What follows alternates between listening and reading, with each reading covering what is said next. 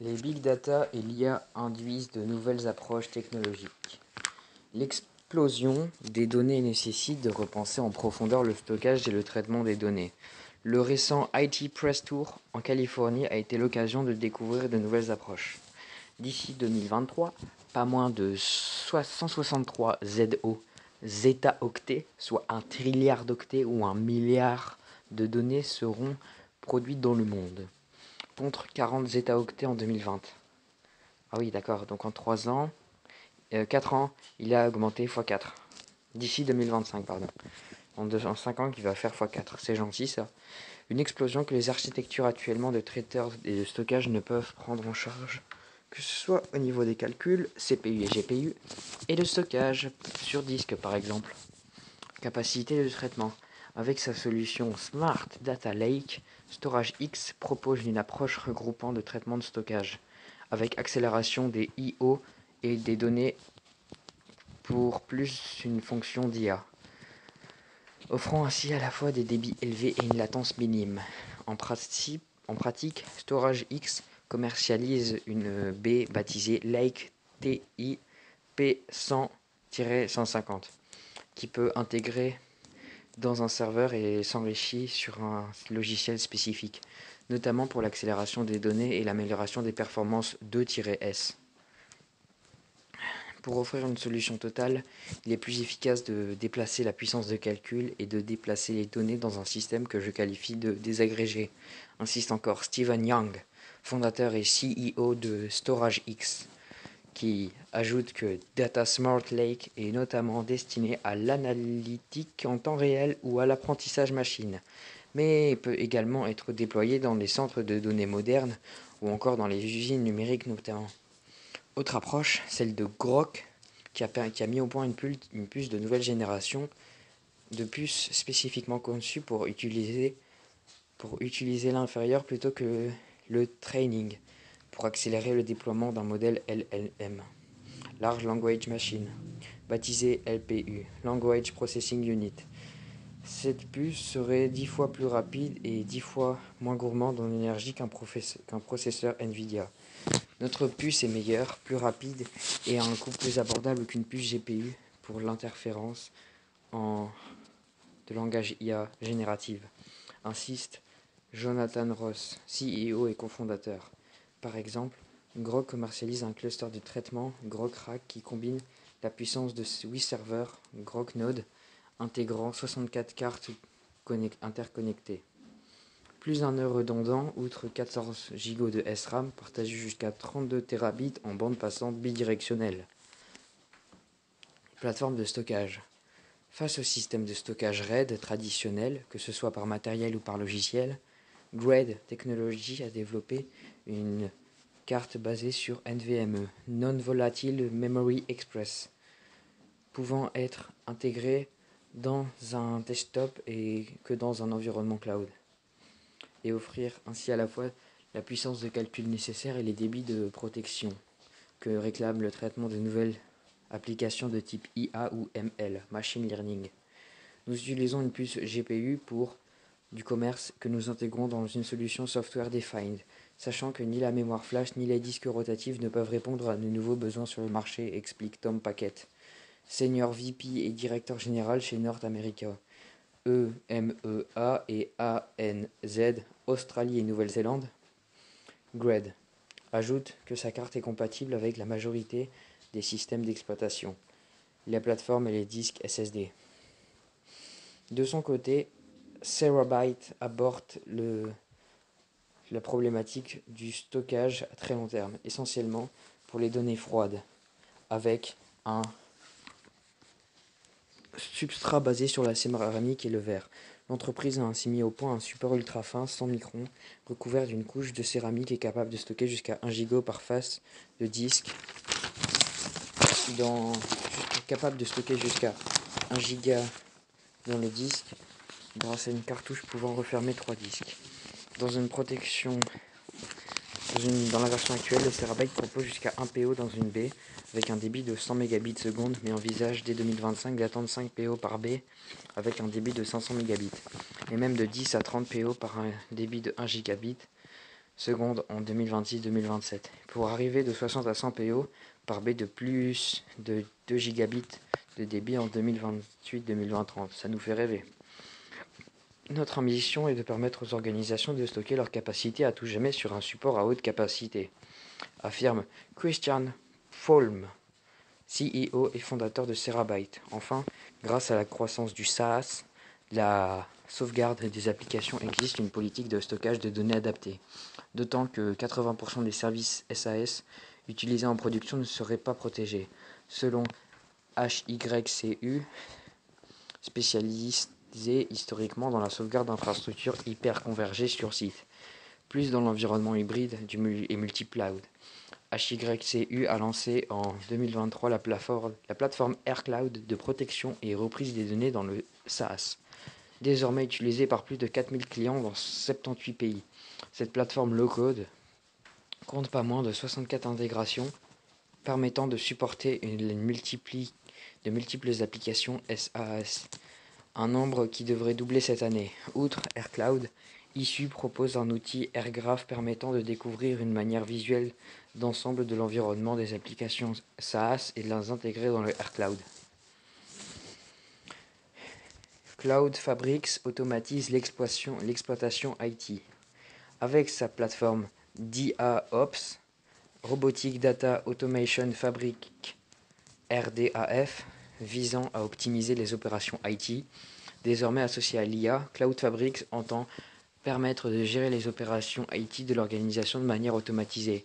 L'un des atouts majeurs de la solution de Cloud Fabrics est de recouvrir à des RDA, Robotic Data Agent, pour acquérir les données de l'organisation, ce qui signifie et simplifie et automatise les processus de collecte, de vérification, d'enrichissement, le transport et de remédiation.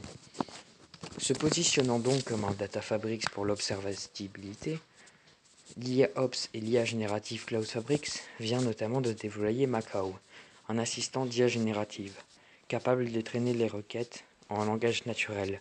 Cet assistant identifie le contexte des requêtes s'appuyant sur la plateforme low-code RDAF, puis fait appel au LLM, Large Language Model, OpenIA, d'Azure et de Cloud Fabrics pour effectuer une recherche sémantique sur la base de connaissances du client et d'obtenir ainsi les analyses et créer des tableaux de bord et des tickets de service.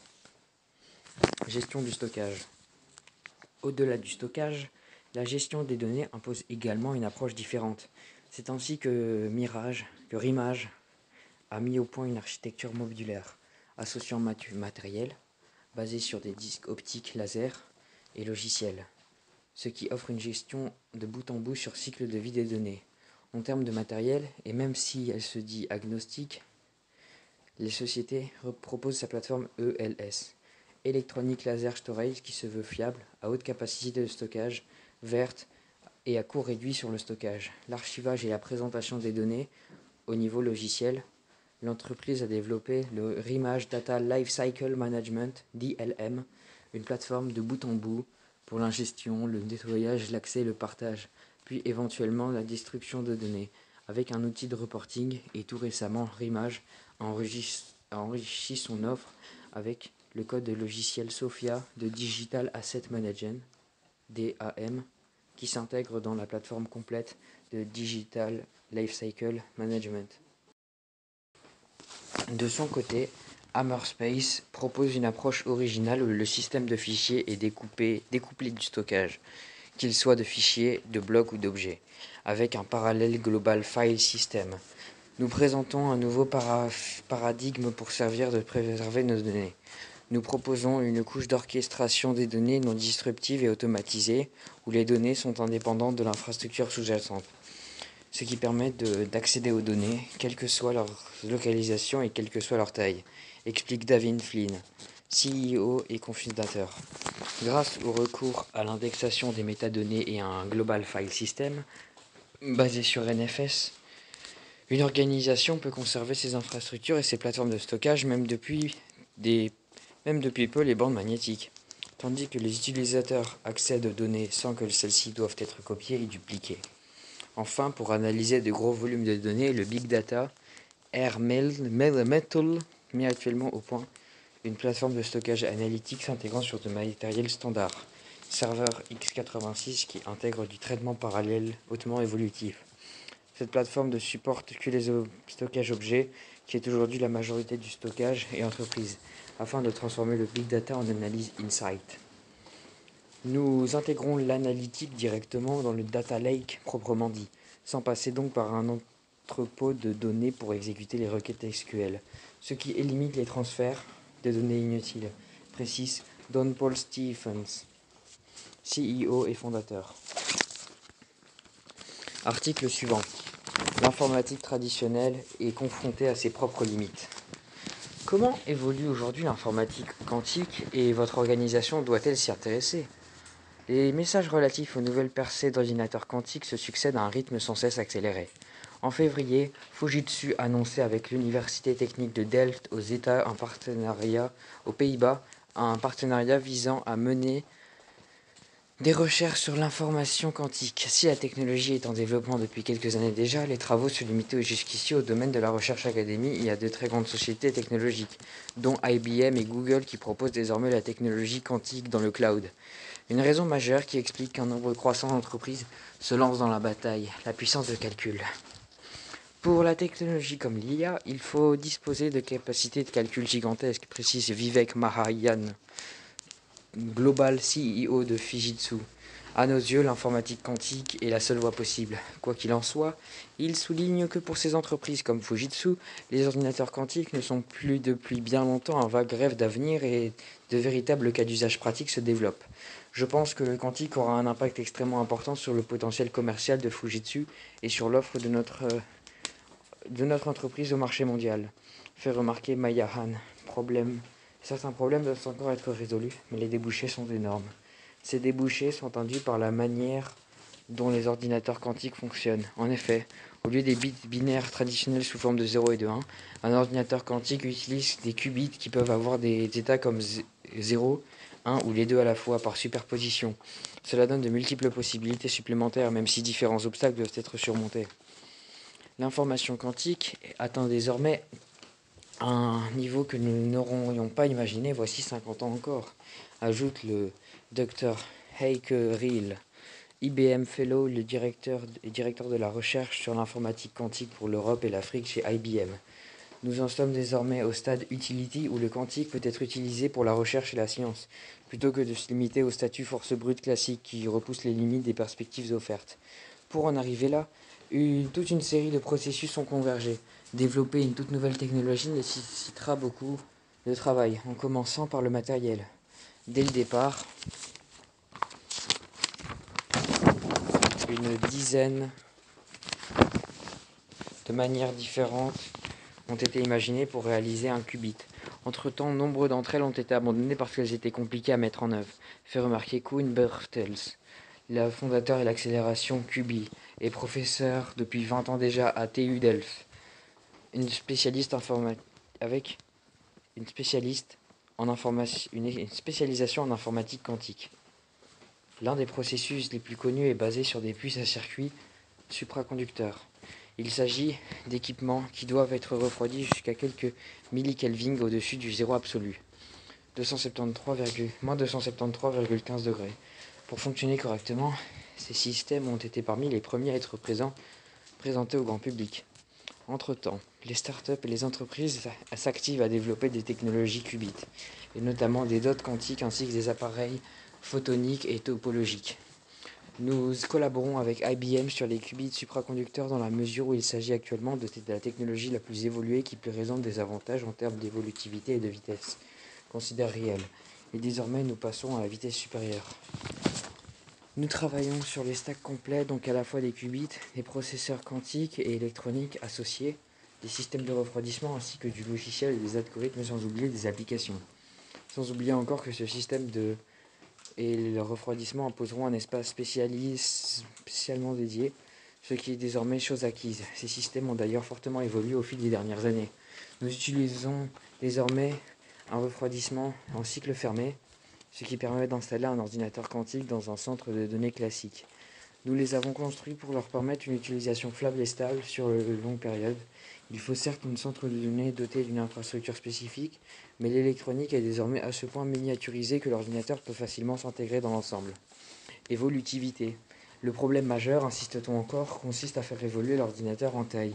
Deux facteurs sont ici déterminants. Le nombre de qubits que compte l'ordinateur et la quantité de portes.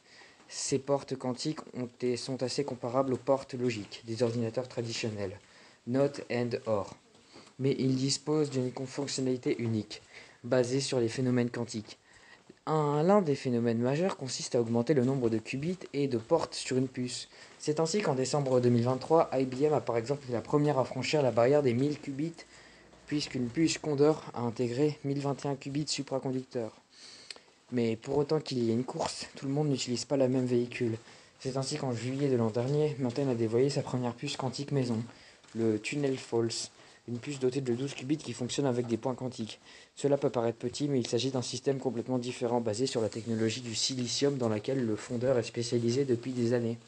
Cette puce chaude fonctionne à 1,6 Kelvin, soit tout de même moins 271 degrés, ce qui, au dire d'Intel, fait une grande différence compte tenu des températures extrêmes en question.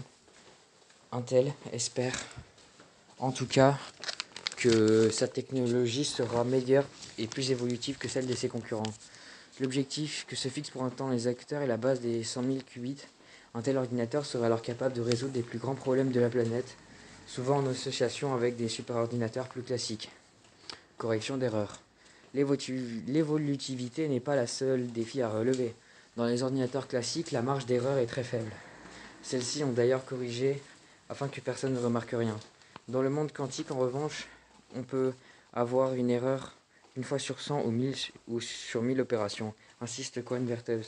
Le problème se situe lui notamment dans la relative instabilité des particules élémentaires. Comme elles peuvent être à la fois un 0 ou un 1, état superposé, ces particules sont très sensibles à leur environnement, celui-ci étant susceptible d'influencer involontairement l'état quantique de particules.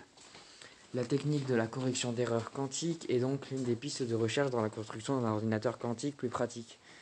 Les chercheurs parlent ici d'ordinateurs quantiques noisy, NISQ, ou Noisy Intermediate Scale Quantum Computer, face aux ordinateurs quantiques Fault Tolerant, FTQC, où les mesures sont prévues pour corriger les erreurs.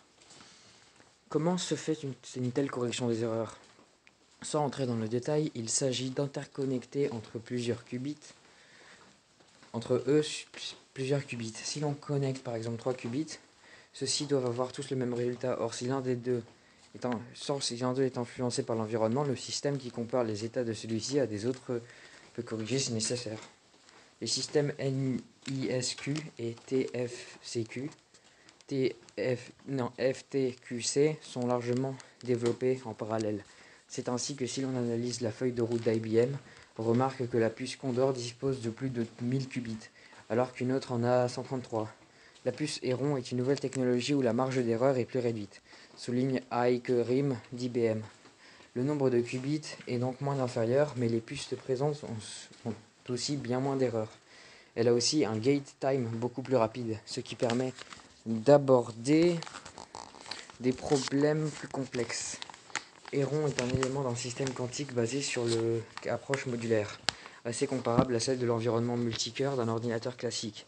L'architecture est un peu plus complexe, mais en principe, nous connectons 3 hérons dans une plus grande puce qui supporte une liaison quantique afin de fonctionner comme une seule et même grande puce quantique. Le reste de la pile. Améliorer et miniaturiser le matériel est une chose, mais pour pouvoir utiliser une telle technologie, il faudrait ne pas se limiter à un expert en physique. En d'autres termes, il faut des applis. La pile logicielle doit permettre d'utiliser les applications quantiques et utiliser l'informatique quantique par des scientifiques en informatique qui ne maîtrisent pas forcément la physique, affirme Reel. Bref, celui qui connaît Python devrait pouvoir programmer un ordinateur quantique. C'est ainsi qu'un logiciel à code source ouvert comme QSKIT, QUSKIT permet de réaliser des tests. Sur cette base, il conviendrait d'élargir la base commerciale potentielle des ordinateurs quantiques et s'ouvrir à la résolution de problèmes trop complexes pour les ordinateurs traditionnels. Heike Reel cite l'exemple de la recherche moléculaire qui nécessite une puissance de calcul exponentielle en fonction de la taille des molécules. Désormais, Différents secteurs industriels utilisent l'informatique quantique, ce qui ouvre clairement les opportunités. Nous essayons désormais d'identifier les problèmes spécifiques à certains secteurs et la manière d'intégrer les algorithmes et les flux appropriés dans un ordinateur quantique. La plupart des exemples concrets se retrouvent désormais dans la recherche scientifique, et notamment dans le développement de médicaments, la recherche moléculaire, la prévision des tsunamis, la dynamique des fluides, etc. S'il s'agit pour l'instant de niche, Kuhn-Bertels estime qu'il conviendrait de voir bien plus large. Il faut une vision, sachant qu'au niveau des puces et des transistors actuels, on atteint presque le nanomètre. Plus bas, on en arrive dans l'univers de la mécanique quantique. Dans cet univers, tout se comporte différemment et des mathématiques sont différentes, ce qui induira une évolution. Mais c'est une révolution dont doivent prendre conscience les entreprises et les universités. Bien d'autres domaines vont à terme devoir franchir le pas de l'informatique quantique. Tous les domaines scientifiques qui utilisent des ordinateurs devront adopter cette technologie et ont donc intérêt à s'y préparer. Fin de l'article, nous sommes page 43 et nous passons page 44. L'IA générative. Au supermarché, les Pays-Bas en pointe. Pour l'instant. Qu'il s'agisse de la liste des courses automatisées ou de la traduction d'une recette de cuisine pour végétariens, les possibilités sont multiples. Actuellement, les Pays-Bas semblent prendre la tête. Selon le professeur Gino van Hussel de la Vlerick Business School, les attentes dans le domaine d'IA sont grandes.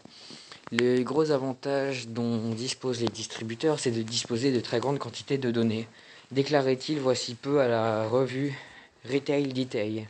Si vous parvenez à identifier vos clients, les possibilités sont multiples, mais lorsque l'on demande aux distributeurs ce qu'ils font avec l'IA, leur réponse est souvent pas encore grand-chose. Phase de découverte. Une rapide enquête nous montre que la plupart des distributeurs belges se trouvent encore en phase de découverte, et notamment Aldi. La chaîne précise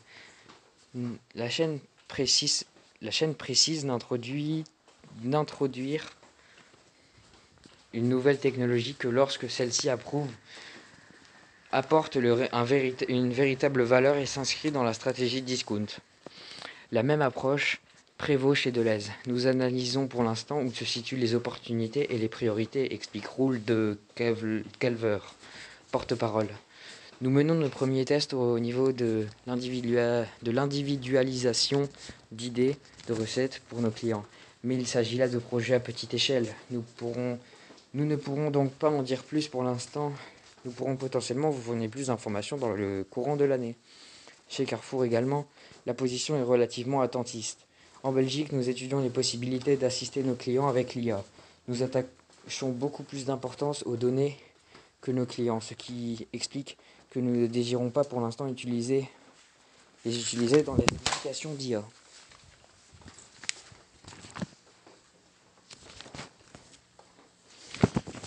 De son côté, le groupe Colruyt se dit conscient des potentialités de l'IA générative.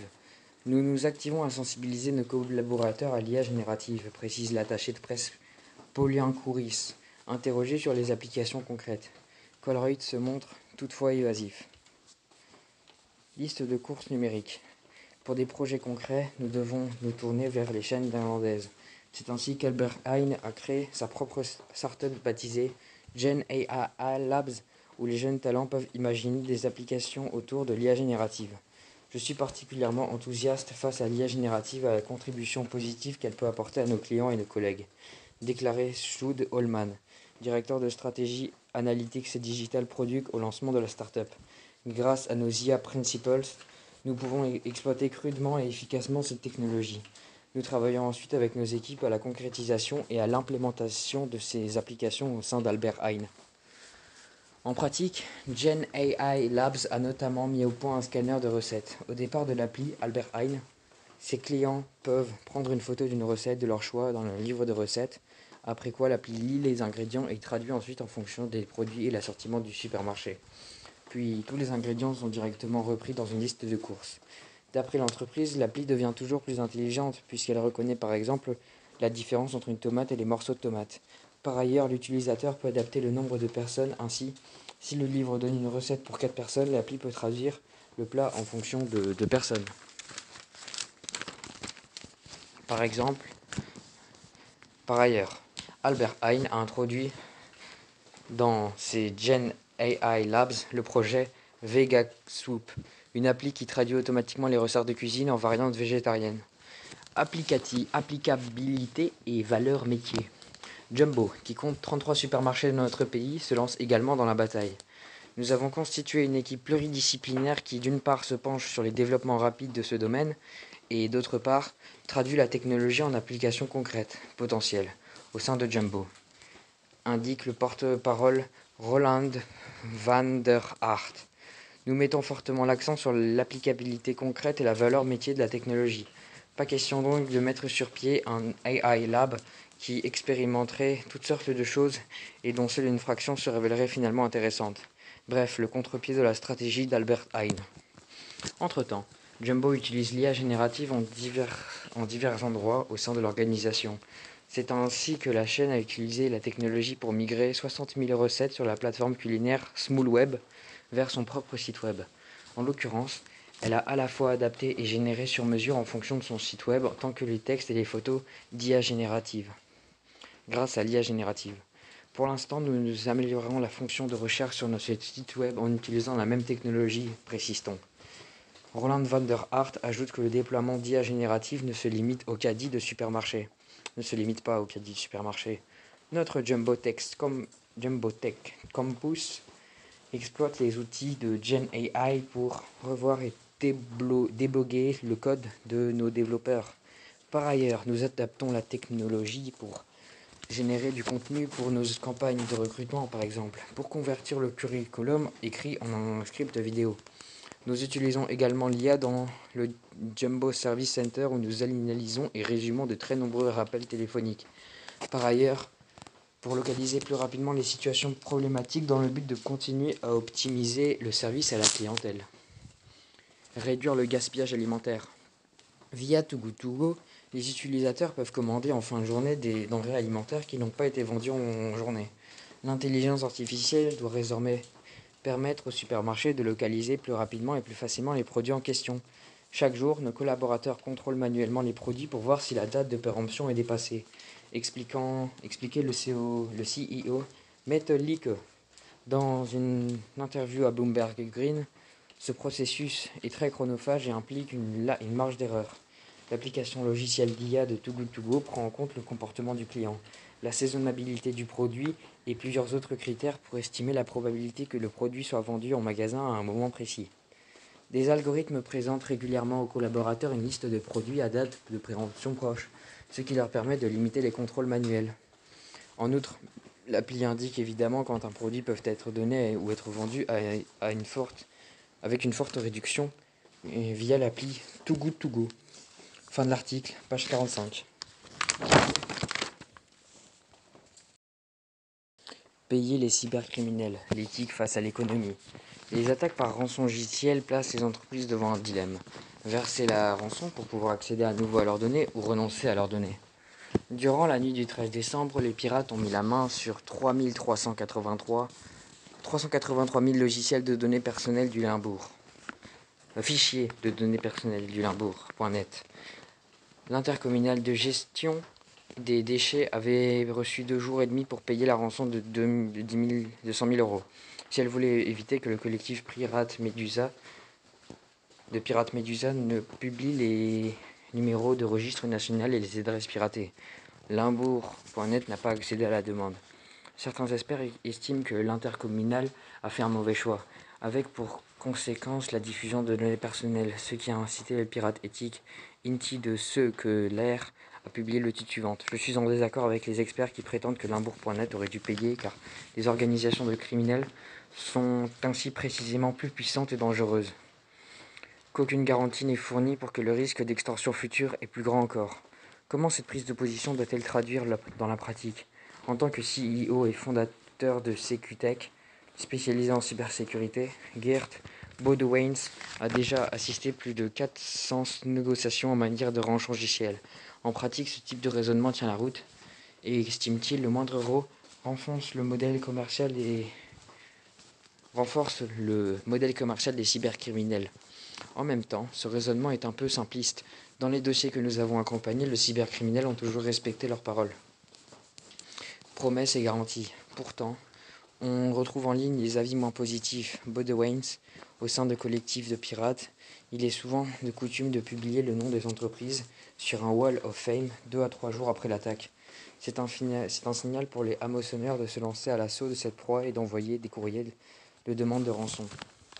Il arrive que les entreprises se laissent prendre au piège et payent donc à la rançon un mauvais destinataire ou via un mauvais canal. Que les cybercriminels tiennent alors parole est une chose, mais qu'en est-il des risques futurs ? Il est de notoriété publique que les données personnelles qui ont fuité continuent à circuler sur le dark web. En théorie, celui-ci n'est pas très accessible, mais de telles données migrent parfois vers un service de messagerie Telegram qui est lui facilement accessible. À ce niveau également, Baudouin insiste sur une différence entre théorie et pratique. Personnellement, je n'ai pas connaissance de cas où des entreprises qui auraient à nouveau été rançonnées un an après une attaque, ce qui n'explique évidemment pas tout danger. Reste qu'il ne faudrait en principe pas faire confiance à des cybercriminels. Même si d'aucuns prétendent qu'en ne se tenant pas à leurs promesses, les cybercriminels se tirent une balle dans le pied. Au sein de leur collectif, les dissidences peuvent voir le jour et inciter un groupe à exploiter des données dérobées par opportunisme. Même si l'entreprise décide de ne pas payer, les cybercriminels savent très bien quels collaborateurs ils doivent viser et de quelle manière. Il s'agit là d'informations de valeur. Certainement, si les personnes changent d'employeur. Dès lors, un rançongiciel gardera toujours sa pertinence. Estime de sa part de ce que l'air. La réalité économique prime. Théorie et pratique divergent. Donc, tout comme les avis des experts, reste évidemment à savoir ce qui doivent faire les entreprises lorsqu'elles ont été victimes d'une attaque par rançongiciel. Pour De ce que l'air, il existe une différence majeure entre éviter de payer une rançon et que des données fuites et payées pour récupérer des fichiers cryptés. Ce n'est qu'en le deuxième cas que le choix des entreprises est compréhensible, dans la mesure où on n'a jamais l'assurance que les cybercriminels ne crypteront pas à nouveau les données pour les revendre ailleurs. Il s'agit là d'une erreur de raisonnement que beaucoup commettent. Quoi qu'il en soit, Baudouin conseille parfois aux entreprises de verser la rançon existée pour éviter que les données personnelles ne se retrouvent sur la rue. Dans certains cas, il s'agit du seul choix économique valable. Tel n'a pourtant pas toujours été le cas. Autrefois, nous recommandions de les négocier uniquement pour obtenir les clés de décryptage et non pas pour éviter que les pirates publient les données dérobées. Aujourd'hui, nous le faisions parfois dans la mesure où les données d'entreprise et les données personnelles ont plus de valeur que jamais. Dans le cas du Limbourg.net, Baudouin aurait pris la même décision. Ne pas payer aurait induit un dommage économique plus important au Caire. À cet égard, il souligne encore que les assureurs n'auraient pas posé de problème. Pour De ce que l'air, une telle vision est difficilement conciliable avec la position d'un pirate éthique. Ma règle d'or est qu'il n'est intéressant de payer que si le décryptage de données peut sauver des vies ou est d'une importance vitale pour la communauté. L'économie ou la sécurité nationale. Dans le cas de Limbourg.net, il conseille dès lors de faire l'inverse que de ce que prône Baudouin. Il est beaucoup plus judicieux d'investir l'argent dans l'indemnisation des victimes ou de leur proposer des assurances cyber qui protégera contre les futures fraudes de l'identité et sur leurs données. Les sauvegardes comme déterminant majeur. Quoi qu'il en soit, la décision de payer ou non la rançon reste un exercice pratique. Le facteur déterminant dans cette décision est la certitude dont disposent les entreprises sur leur sauvegarde, confirme Baudouin. Si celles-ci sont disponibles, nous décidons de ne pas négocier ou de payer. Mais quand dans 70% des cas, cette certitude n'existe pas. Quand bien même cette certitude existe, de grandes organisations décident néanmoins de payer.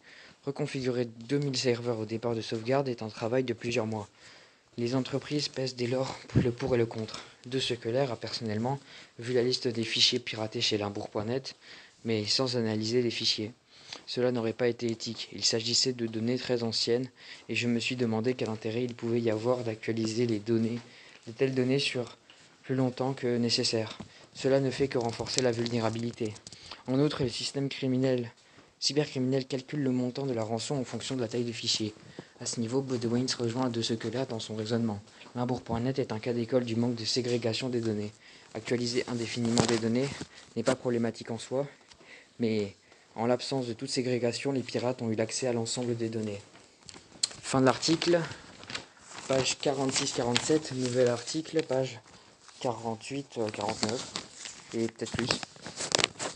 en visite chez un fabricant belge de satellites. Le zoning industriel de Cruyébeu abrite des bâtiments de Redwire. Ce qui se présente au premier abord comme une PME classique abrite la construction de satellites de l'ESA pour des missions spatiales uniques. L'arrimage, alors, celui qui suit un peu le domaine spatial en Belgique connaîtra sans doute Redwire sous un autre nom. En effet, l'entreprise Verhart Space a démarré ses activités en 1988 avant d'être achetée en 2005 par la société britannique de défense QinetiQ. Et en 2022, celle-ci revendait l'entreprise belge au spécialiste américain de l'aéronautique Redwire, ce qui a également des activités dans le spatial. Redwire travaille en Belgique sur différents projets, largement sur le compte de l'Agence spatiale européenne, l'ESA, mais aussi pour un autre acteur comme l'Union européenne. Pour preuve, nous sommes accueillis dans le hall d'entrée par la réplique d'un International Berthing and Docking Mechanism, ou IBDM, ce qui apparaît à première vue comme un anneau industriel relativement banal, cache en réalité un mécanisme d'accostage et d'arrimage à faible impact. Autrefois, il arrivait en effet que deux vaisseaux se heurtent à un arrimage, alors que IBDM permet désormais de réaliser ces opérations en douceur et donc en toute sécurité. Mais sur Terre et dans l'espace, Redwire est surtout connu pour ses satellites Proba, dont le dernier a été lancé en 2001 déjà, puis en 2009. Suivez le Proba 2 qui précéda le Proba 5 en 2013. Ce V ne signifie pas 5, mais végétation. En effet, le satellite protographie la Terre pour étudier l'évolution des planètes. Il s'agit là d'un projet auquel participent Vito notamment. Le satellite a donc été lancé en 2013 en fonction et fonctionne toujours 10 ans plus tard, même si la mission a été arrêtée en 2021, étant donné que les satellites sans motorisation tournent surtout dans la partie nocturne de la Terre. Cela étant, Redwire n'exclut pas de remettre en service ces équipements d'ici quelques années, à condition évidemment qu'ils soient toujours opérationnels. Désormais, Redwire développe la Proba 3, un projet lancé voici plus de 10 ans déjà, mais qui prend maintenant une forme très concrète puisque si tout va bien, le satellite sera lancé d'ici septembre 2024 au départ d'Inde avec une caractéristique très spécifique. Il s'agit en fait d'un double satellite qui pour la première fois volera en formation pour photographier des explosions solaires. Marie Beekman, Satellite Operation Test Engineer et Team Lead chez Redwire. Notre objectif est d'analyser la couronne solaire et pour y parvenir, un premier satellite retiendra la lumière du soleil afin que le second satellite puisse analyser les explosions de la couronne solaire. Derrière cette explication scientifique se cache une préparation minutieuse et des technologies de pointe. Les deux satellites tourneront à ce moment-là à 144 mètres de distance entre eux, mais avec une précision de quelques millimètres. Proba 3 embarquera pour ce faire notamment un GPS et un tracker d'étoiles pour déterminer le plus exactement possible la position de chaque satellite. Par ailleurs, le satellite photographieur disposera aussi d'une caméra de navigation à base visuelle et à pointe lumineux pour reconnaître d'autres satellites, et d'un laser qui doit permettre de calculer la position de l'autre moitié de Proba 3. Cela dit, les satellites ne tournent pas en cercle autour de la Terre, en effet. Même à une distance de 144 mètres, le risque de collision est trop important. La distance par rapport à la Terre varie entre 600 et 60 000 km, poursuit Varid Bekams. Plus le satellite se rapproche de la Terre, plus la force d'attraction et la vitesse augmentent. C'est pourquoi il se déplace en respectant une distance plus importante afin d'éviter ces problèmes. Lorsqu'ils s'écartent à nouveau, la vitesse se réduit et ils peuvent voler plus près de l'un de l'autre et photographier ainsi le Soleil. 3D Biosystem. Mais les satellites ne sont pas la seule activité de Redwire. Voici quelques mots. En effet, l'entreprise a annoncé avoir gagné un contrat pour le développement d'une imprimante bio, baptisée 3D Biosystem, qui sera embarquée d'ici quelques années à bord de l'ISS. Celle-ci sera en mesure d'imprimer des matières biologiques qui seront utilisées à ce titre d'expérience d'impression bio 3D dans l'espace. Pour la fabrication de cette imprimante, Redwire collabore avec 3 partenaires en sous-traitance, 2 Belges, Lambda X et la VUB, et la hongroise Remred, spécialisée en électronique et en logiciel. L'ESA attend que ce projet qu'il puisse être décliné en différentes manières Donc non seulement pour l'impression d'échantillons, mais aussi pour l'incubation. Il s'agit là d'expériences qui durent de quelques heures à plusieurs semaines, et qui impliquent aussi des mesures et analyses. C'est ainsi qu'il faut également prévoir un microscope intégré dans l'équipement, précise Alice Pellegrino chez Redwire. Mener à bien un tel projet dans l'espace implique de prendre en compte l'absence de gravité et de savoir quelle pression exercer, ainsi qu'étudier la résistance ou la flexibilité de l'imprimé bio. Même si Pellegrino insiste sur le fait qu'il s'agit d'une expérience, nous voulons surtout savoir comment les matières réagissent dans l'espace.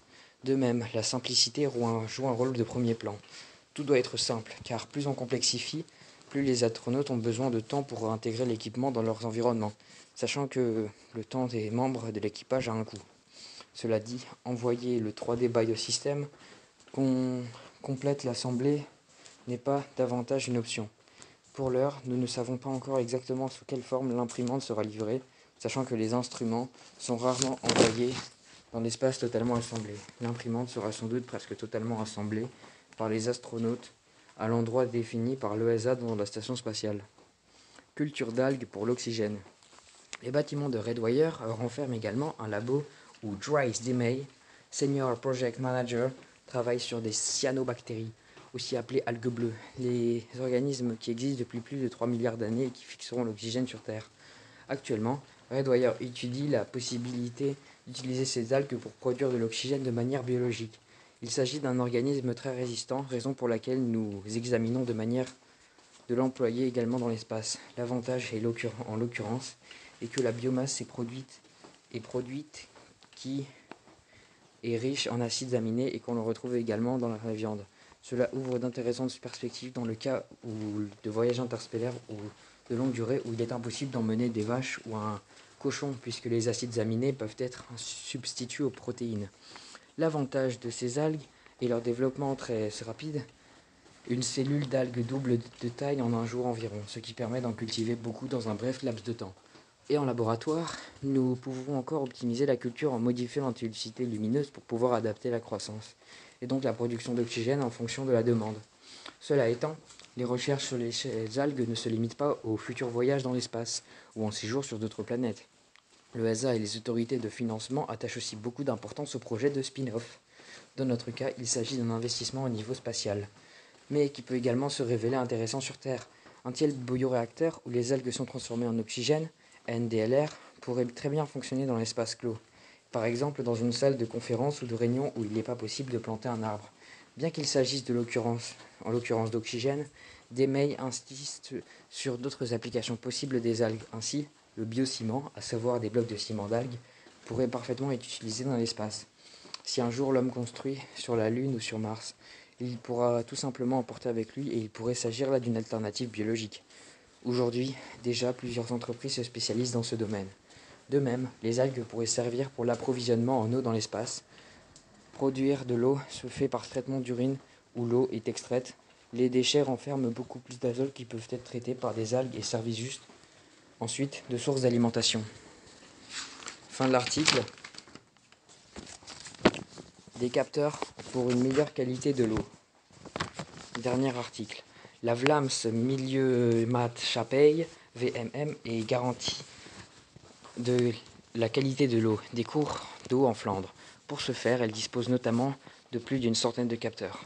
La sécheresse et le niveau des eaux qui en résultent, la teneur en oxygène et le degré d'acidité, la turbidité, la conductivité ou la présence éventuelle de polluants, autant de facteurs qui impactent la qualité de l'eau. On peut aussi les comparer au rythme cardiaque ou à la pression sanguine, expliquait Ward de Coman et Rudy Krotaert de la Vlaams Milieu Mat Chapeille. Afin de surveiller ces paramètres vitaux, la VEM a installé toutes sortes d'équipements de mesure intelligents dans les cours d'eau de Flandre. Les sondes à paramètres multiples procèdent en continu à des mesures et transmettent des données ainsi collectées. Ce faisant, nous pouvons suivre en permanence la qualité des eaux et nous pouvons détecter rapidement tout incident éventuel et intervenir directement. De Coman évoque une sorte de smart alarming. C'est ainsi que ce système envoie une alarme automatique dès que le niveau d'oxygène tombe sous un seuil critique déterminé. Il s'agit là pour nous du signal nous indiquant qu'il convient d'ajouter de l'oxygène à l'eau à cet endroit précis. Grâce à ce système, nous avons pu éviter ces 3 dernières années la mort de bancs de poissons dans la Dendre. Un trésor de données. Désormais, la VMM dispose de ces cours d'eau sur les cours d'eau, en plus d'une centaine de capteurs qui collectent les trésors de données intéressantes. Avec des applications d'IoT et d'analyse de données, la société est en mesure de déceler des problèmes de manière ciblée. Par ailleurs, la VMM gère également des sondes de matière intelligentes. Pour ce faire, il a été fait appel à la Gantoise Geospark. Nous faisons désormais de la gestion d'actifs basée sur des données. Poursuite de Coman.